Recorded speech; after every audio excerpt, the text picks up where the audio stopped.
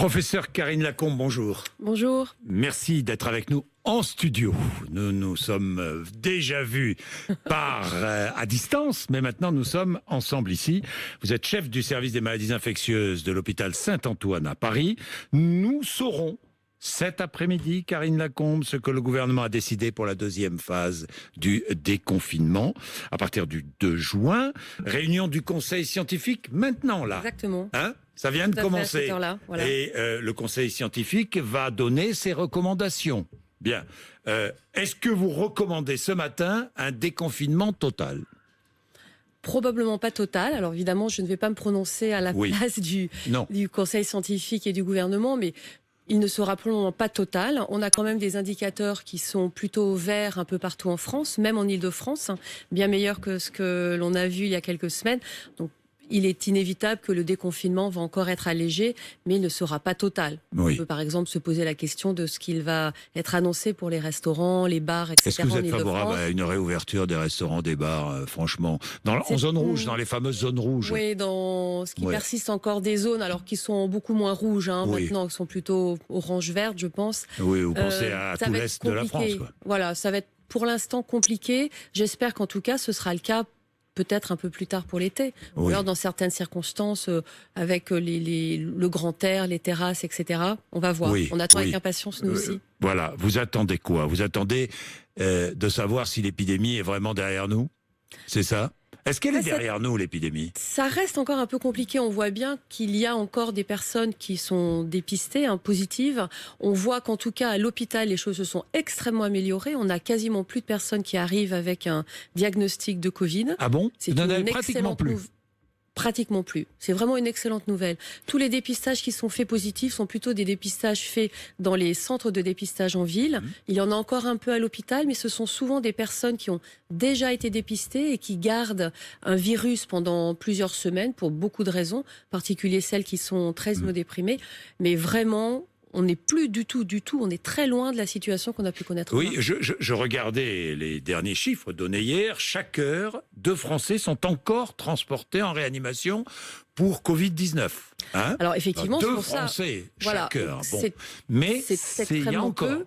C'est extrêmement peu. Alors, ce qu'il faut savoir, c'est que ce sont beaucoup, dans la plupart du temps, des personnes qui avaient vraiment des pathologies très lourdes au préalable. Par exemple, des personnes qui étaient immunodéprimées dans le cas de cancer, qui prenaient des traitements pour ces cancers-là, et qui donc avaient ce n'est pas du tout ce que l'on a pu voir comme profil de risque en février-mars. Alors, professeur Karine Lacombe, depuis le 11 mai, 17 jours se sont passés. 17 jours. Voilà. 17 jours, c'est bien, ça suffit pour une durée d'incubation. Exactement. Donc, est-ce qu'on a constaté un rebond depuis 17 jours? Non, on n'a pas constaté de rebond, ce qui laisse quand même présager que l'on est dans une dynamique positive de contrôle de l'épidémie. Alors attention, il y a encore des cas groupés, vous savez, ces fameux clusters que l'on a la chance de pouvoir maintenant détecter, puisqu'on a de façon très large accès au PCR, ces outils diagnostiques, et qui nous permettent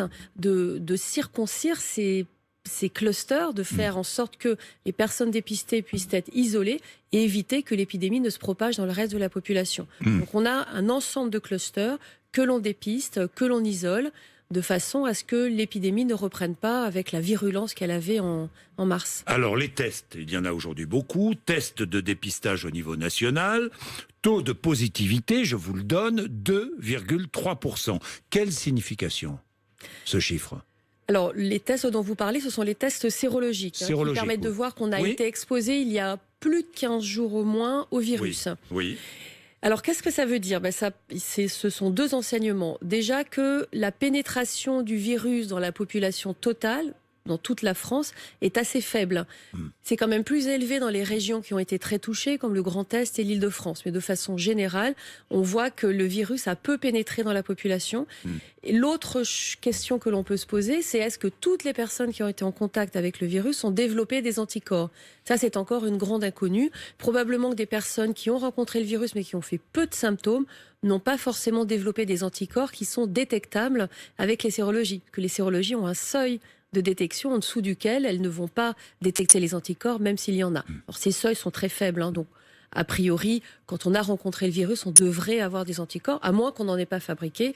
Il y a pour plusieurs raisons qui peuvent toucher à notre patrimoine génétique ou au virus lui-même. Alors, professeur Karine Lacombe, c'est très très intéressant parce que on avance avec ce virus, on en sait sans cesse un petit peu plus, et on en sait un peu plus sur un sujet, moi, qui m'intéresse beaucoup, c'est l'immunité.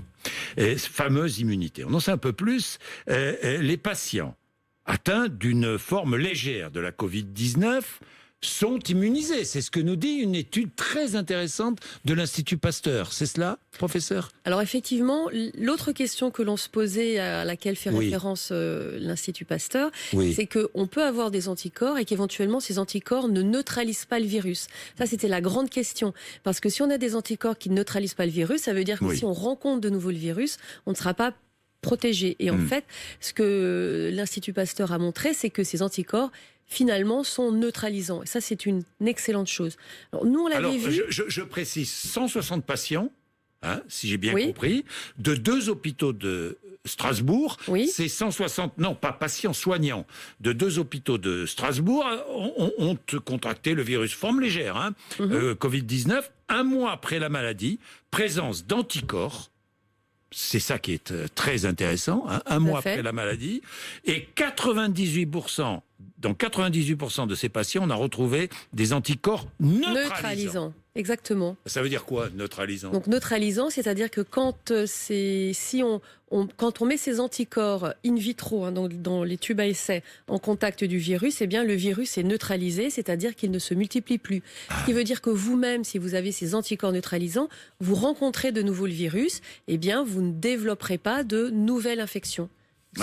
Ces anticorps agissent comme une barrière contre le virus. C'est une très bonne nouvelle. Oui, c'est une des nouvelles les plus importantes de ces derniers jours, cette étude de l'Institut Pasteur. Protection qui va durer combien de temps? C'est la grande inconnue. On ne sait pas. On sait quand même que les protections, les anticorps neutralisants contre les autres coronavirus peuvent durer plusieurs mois, voire plusieurs années pour certains d'entre eux, 2-3 ans. Il y a des anticorps qui ne durent que quelques mois, par exemple pour la grippe. C'est la raison pour laquelle tous les ans, il faut se vacciner de nouveau contre la grippe. Donc on ne sait pas encore, puisque on a très peu de recul avec ce virus. On a 4-5 mois de recul. Donc on ne sait pas encore, on va voir. On ne sait pas encore. D'où l'intérêt des études qu'on l'on dit prospectives, c'est-à-dire qu'ils vont suivre les patients qui présentent des anticorps avec des dosages réguliers pour voir pendant combien de temps ces anticorps persistent. Alors justement, puisqu'on parle d'immunité, espoir aussi autour de l'immunité croisée. C'est très intéressant, j'en parlais ce matin sur RMC avec professeur Marseillais qui travaille dessus. C'est pas le professeur Raoult, hein, c'est un autre professeur. Alors j'ai été infecté par un autre coronavirus. J'ai eu un petit rhume il y a quelques mois ou une petite grippe, mais rien de grave. Il est possible que je sois immunisé contre la Covid-19, contre ce coronavirus. Alors effectivement, dans l'immunité que l'on dit croisée, il y a 2 types d'immunité. L'immunité croisée, c'est quand on a des anticorps contre une autre maladie et que finalement ces anticorps marchent un peu contre le coronavirus. Donc parce qu'un rhume, c'est un autre coronavirus. Absolument. Donc effectivement, les coronavirus ont des similitudes entre eux. Ils ont des particules virales, des protéines qui sont les mêmes d'un virus à l'autre. Et quand on développe des anticorps contre ces protéines, eh bien ça peut nous protéger contre les mêmes protéines d'un autre virus. Est-ce que ça peut expliquer que les enfants... Ça peut peut-être expliquer que les enfants sont peu touchés? Tout à fait, ça peut être une des raisons, absolument. C'est vraiment... Et puis, c'est passionnant. Oui, c'est passionnant, puis les résultats peuvent être importants aussi pour une stratégie vaccinale, j'imagine. Absolument. Alors c'est vrai que la recherche vaccinale sur le coronavirus est en plein essor. Il y a eu énormément d'argent qui a été investi parce que l'enjeu est très important de prévenir une résurgence de ce virus dans les années à venir. Donc le fait d'avoir une immunité croisée, de développer un vaccin qui va être spécifique de ce vaccin-là, mais qui peut éventuellement protéger contre les autres coronavirus, ça peut être tout à fait intéressant. Alors, professeur Lacombe, on vous a accusé de relations commerciales avec les laboratoires. Oui, ça existe, les relations commerciales. Vous avez travaillé en relation avec des laboratoires et vous avez été rémunéré pour cela, vous l'avez dit, à propos de recherche sur le sida, je crois. Hein, oui, c'est ça, le VIH et les hépatites virales. Est-ce que tous les chercheurs de France, tous les médecins comme vous à vos postes là, sont parfois rémunérés. Est-ce que le travail est essentiel, le travail entre les médecins de terrain et les laboratoires? C'est important? C'est absolument essentiel. Nous leur apportons notre expertise sur ce que l'on voit au quotidien, sur les maladies, sur l'évolution des maladies. Et eux mettent au point des traitements qui vont nous permettre de guérir les malades que l'on prend en charge à l'hôpital. Donc c'est évident qu'il faut avoir des relations, mais il faut que ces relations soient transparentes, il faut qu'elles soient encadrées de façon à ce que ça ne soit pas de la corruption. Très important. Oui. Il y a une énorme différence entre le fait d'avoir des liens d'intérêt, que ça se passe en toute transparence avec des lois qui encadrent extrêmement bien les choses, et la corruption où on touche de l'argent en sous-main pour faciliter, par exemple. Alors, est-ce que maintenant ça existe encore? Je pense que c'est avec toutes les règles qui ont été édictées par les lois, le Conseil de l'ordre, les employeurs des médecins. Voilà, probablement qu'il y a longtemps, avant que vraiment j'exerce dans le milieu, ça a probablement existé. C'est pour ça que ces lois de transparence justement existent. Mais maintenant, il est absolument impossible de cacher les liens d'intérêt que l'on peut avoir. Et c'est très bien cette transparence. Ou comme Didier Raoult, ou comme d'autres, travaillent avec des laboratoires. Et bien sûr, tout le monde. Tout le monde. Alors après, il y a par exemple des médecins comme moi qui déclarons directement nos liens d'intérêt en toute transparence. Et puis après, il y a d'autres mécanismes où on peut par exemple, et c'est ce qui se passe avec certains médecins, très probablement, où les laboratoires versent de l'argent à une fondation. Cette fondation va prendre en charge différents frais des médecins, et là les médecins ne déclarent plus directement. Donc là on est dans moins de transparence, on va dire. Bien, l'hydroxychloroquine associée à l'azithromycine, un antipaludien associé à un antibiotique, c'est ça, hein? Oui. C'est ça. L'association de médicaments recommandée par le professeur Didier Raoult. Alors, compte tenu des résultats de diverses études internationales, moi je ne vais pas entrer dans les résultats, je n'y connais rien. Simplement, le gouvernement, suivant le Haut Conseil de santé publique, a abrogé l'autorisation de prescription de l'hydroxychloroquine dans les hôpitaux français lors d'essais cliniques. Vous comprenez cette décision ? Je pense que maintenant, en termes de sécurité d'emploi, ce que l'on dit depuis le début, quand on a déjà commencé à parler de la chloroquine, dès le début, tous les médecins qui utilisent la chloroquine ont émis un signal d'alerte en disant attention, ce n'est pas un médicament anodin, comme tous les médicaments ont des effets secondaires. Il faut tout le temps, quand on utilise un médicament, faire la balance entre le bénéfice et le risque. Le problème de la chloroquine, c'est que on n'avait pas jusqu'à présent montré de bénéfice, donc il fallait se mettre en condition pour montrer qu'il y a un bénéfice à prendre la chloroquine. En revanche, comme c'est un médicament qui est utilisé depuis longtemps, on connaissait parfaitement les risques d'utilisation de ce médicament. Et donc, quand le risque devient plus important que le bénéfice, évidemment, quand on est médecin, il y a un adage qui est extrêmement important à suivre, qui est primum non nocere, c'est-à-dire que on ne doit pas causer de tort en tout premier. Le tout premier, c'est ne pas causer de tort. Et on voit bien qu'avec la chloroquine, toutes les études qui sont publiées montrent... Donc la décision est sage ? La décision est sage, bien sûr, c'est une décision de précaution. Quand on sait que ce médicament n'a pas encore montré d'efficacité, on ne va pas le prescrire en faisant courir un risque au patient qui ne décéderait pas du Covid, mais va décéder d'un accident cardiaque. Et on a eu, avant toutes ces décisions, des signaux de l'Agence nationale de sécurité du médicament, de la pharmacovigilance en zone PACA, par exemple en Bretagne, en Aquitaine, où des patients sont décédés d'effets secondaires de la chloroquine. Karine Lacombe, on a beaucoup parlé de d'essais cliniques, On a beaucoup parlé au mois d'avril, en pleine crise du coronavirus, et puis on a l'impression que tout a disparu. Où est-ce qu'on en est? L'essai Discovery, par exemple, qui a cessé d'évaluer d'ailleurs l'hydroxychloroquine au passage. Absolument. Alors, pour l'instant, c'est suspendu. C'est-à-dire que la plupart des essais internationaux, dont le grand essai de l'OMS, ont suspendu l'utilisation de la chloroquine en attendant d'avoir une analyse plus poussée des groupes de patients qui ont été traités par chloroquine, par exemple dans Discovery, mais aussi dans l'essai de l'OMS. Donc, alors où est-ce qu'on en est de ces essais? Je crois qu'il y a encore plus de 800 essais cliniques aujourd'hui qui cherchent à évaluer des dizaines de traitements. Bien sûr, oui, bien sûr. Mais où est-ce qu'on en est? On n'a toujours pas trouvé. Et non, parce qu'en fait, vous savez, quand on construit un essai thérapeutique, on calcule le nombre de patients à inclure dans cet essai pour montrer une différence entre la prise en charge standard et l'effet du médicament. Plus l'effet du médicament est soupçonné être faible, plus il va falloir inclure de patients pour montrer qu'il y a une différence entre ne rien faire et utiliser ce médicament. Et vous voyez la dynamique de l'épidémie, en fait. Vraiment, le nombre de patients a été important pendant 4 à 6 semaines. 4 à 6 semaines, eh bien, quand les essais sont arrivés à maturité, on commençait à inclure, l'épidémie, grâce au confinement, avait complètement perdu en intensité. Donc, on n'a pas encore réussi à inclure tous les patients dont on avait besoin pour montrer une différence entre les rien essais et les traitements. ont pris du retard. Donc les essais ont pris du retard. Voilà. Alors ça, ce sont avec les molécules que l'on repositionne. Très important. Que l'on connaît. Que l'on connaît déjà. Mais on est en train de développer des médicaments qui vont être vraiment spécifiques du nouveau virus, du SARS-CoV-2. Et là, ça demande plus de temps. On a été dans l'urgence, en fait, pour essayer d'apporter une réponse thérapeutique. Oui, je comprends. Bien, je voudrais terminer avec le Ségur de la santé, professeur Lacombe. Très grand enjeu, oui. Oui, je ne sais pas si vous êtes consulté, j'imagine que vous l'êtes. Que diriez-vous au ministre de la Santé s'il était face à vous? Que lui demanderiez-vous? Alors, je pense que l'un des grands enseignements de cette crise sanitaire, alors on aurait pu... même dans nos rêves les plus fous, on ne pouvait pas imaginer qu'on arrive avec un exemple aussi précis qu'a représenté cette crise sanitaire pour montrer combien l'hôpital est fondamental dans le système de soins.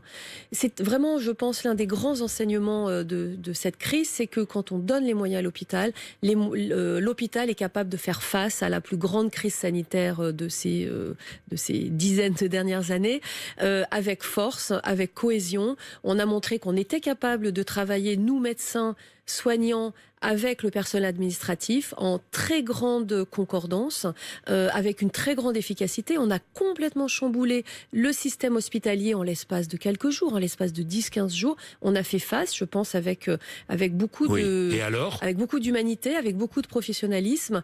Donc il faut nous donner les moyens de fonctionner. C'est quoi les moyens de fonctionner? Bien, les moyens, c'est arrêter de diminuer le nombre de lits d'hôpital. On a bien vu, on a été obligé d'augmenter nos capacités dans certains endroits à 300% pour faire face. C'est comme un cri du cœur ce matin. C'est ça, exactement.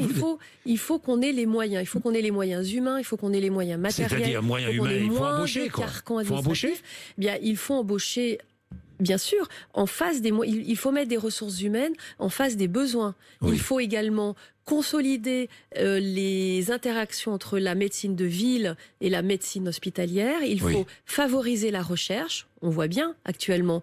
Pourquoi est-ce qu'on a eu autant de problèmes en France au tout début de l'épidémie? Il y a eu les masques, il y a eu le problème d'accès au traitement, mais aussi parce que la recherche et le développement, eh bien, on a beaucoup de start-up et puis ensuite, la recherche part beaucoup à l'étranger. On manque de grands mécanismes de financement de la recherche avec beaucoup d'argent mis sur la table pour aider les chercheurs à aller vite, pour trouver de nouveaux traitements, pour trouver de nouveaux outils diagnostiques et pour aider dans la recherche épidémiologique. Très important. Et les rémunérations. Les rémunérations, bien sûr. Moyens ressources humaines, ça veut aussi dire rémunération. Vous, dans votre service, vous voyez, vous, toutes celles et ceux qui ont travaillé pendant cette crise. Ah bah évidemment, tout le monde est vraiment allé au-delà de ce que l'on imaginait. Et c'est vrai que tout le monde a trouvé en soi-même les ressources pour faire face à cette crise majeure. L'énorme problème que l'on a actuellement à l'hôpital, c'est que l'on n'arrive pas à recruter à l'hôpital public le personnel non médical, c'est-à-dire en particulier les infirmières, les infirmiers, parce que le système de rémunération du personnel non médical à l'hôpital public est bien moins attractif que dans l'hôpital privé. Il faut absolument revaloriser les carrières. Par exemple, 300 € de plus, ça vous paraît pas scandaleux? 300 € de plus, c'est même faible. C'est même faible. Vu les salaires actuels, une infirmière qui débute, peut être plus, bien sûr, une infirmière qui débute dans la carrière a un salaire qui est extrêmement faible. Au regard de ce qu'elle doit fournir comme compétences et de ce que l'on attend comme expertise pour la prise en charge des patients à l'hôpital. J'espère que vous allez être entendue. Et j'espère, c'est Karine Lacombe, parce que vous êtes une voix. Oui, c'est le bon plateau pour le dire, c'est le bon moment pour le dire, parce que vous êtes écoutée, Karine Lacombe. Quelle expérience tirez-vous? Ce sera ma dernière question de ce que vous venez de vivre, franchement, à titre personnel et à titre médical. Je dirais que le personnel et le médical se sont confondus pendant ces 8 semaines de crise intense. Une aventure humaine exceptionnelle, avec une cohésion à l'hôpital que l'on n'avait pas connue depuis très longtemps, un changement radical de métier, la mise en avant de la force du travailler ensemble, en fait, de la force de l'humilité de toutes les équipes qui ont fait face, de cette transformation de chacun, en fait, au contact des patients, au contact des situations douloureuses que l'on a traversées. Et je dirais oui, ça, la bienveillance avec laquelle on a travaillé, on a pu travailler, la grande humilité. Je pense que c'est une grande leçon d'humanité que l'on doit tirer. Merci, professeur Karine Lacombe. Merci. Il est 8h54, RMC et BFM TV.